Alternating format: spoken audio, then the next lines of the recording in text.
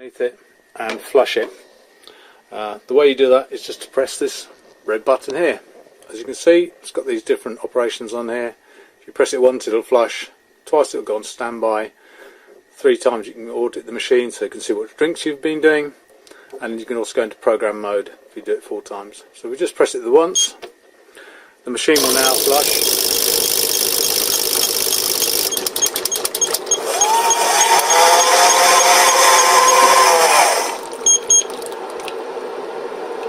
And that just fits into the cup. But what it was doing there was vibrating all the valves inside the machine and flushing everything with water.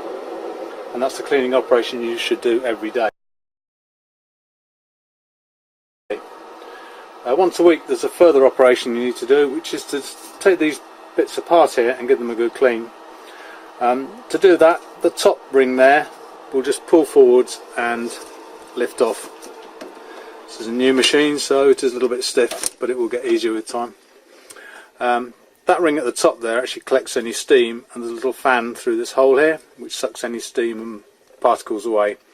A lot of times these little rubber washers get lost, but it is important that they are on there, so try not to lose them. Then you have the mixing bowl assembly. That's all released with a little lever here at the bottom. If I push that lever around, it just clips around, and then all this mixing assembly will come off along with the little pipe at the bottom. That's where the ingredient drops in and it's mixed in this chamber here. If you look over here, that's the little mixing blade on there which spins around. To get that off, you need to give it a good tug, and then the base plate here will also come off, and for that you need to rotate that further round, and then it'll just slide off that spindle.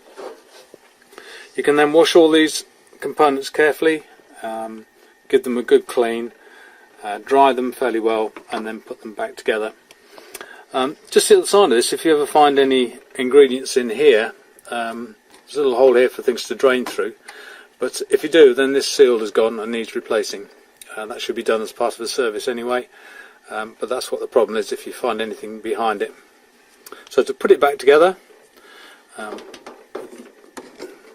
on the spindle there, push it right back, and then turn it around until it just clicks there and those holes line up. Then we put the whipper back on. There's a little arrow on the whipper, if you can see it just there. That little arrow denotes where there's a flat inside that hole which matches up with the flat on that spindle there. You can just make that out. So if you line the arrow up with the spindle, it should just push straight back on until it goes click. Now again, we just need to fit this bit back on.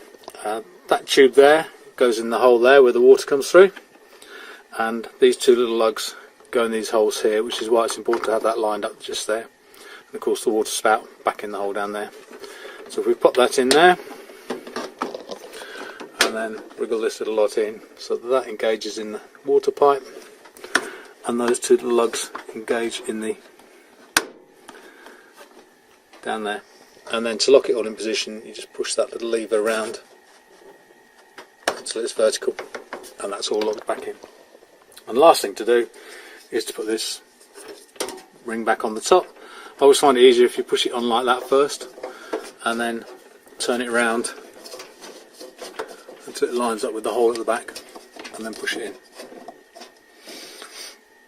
Once you've got all that assembled, you can then put these containers back in with all the ingredients in. These haven't got ingredients at the moment, but if you have ingredients in there, if you turn these little spouts up, it stops anything falling out while you're putting it in. And on the small machine you need to put the left hand one in. It locates at the back on one of those drive wheels, and in a little hole there, I'll show you that again, there's a black drive wheel at the back there, and that locates on this drive here, and there's a little spigot on the bottom there which locates in a hole in the base plate here. So we'll slide that one back in and locate it in the hole there. Now that one's not going in very easily. If that happens, you might find that the little splines there are lined up incorrectly. So if you just turn it a little bit, it should go back in easily, just like that. I'll then now turn these spouts down so that the ingredients can fall into the hoppers, and lastly we'll put the central one back in, which is the chocolate one. It locates, and twist that one down as well. Now, I always find if you just refill the machine and done that, some ingredient may well drop out of these spouts as you're putting them back in. So I always find it a good idea to flush the machine through again once you've replaced those canisters. And that should keep your machine happy. The other buttons on here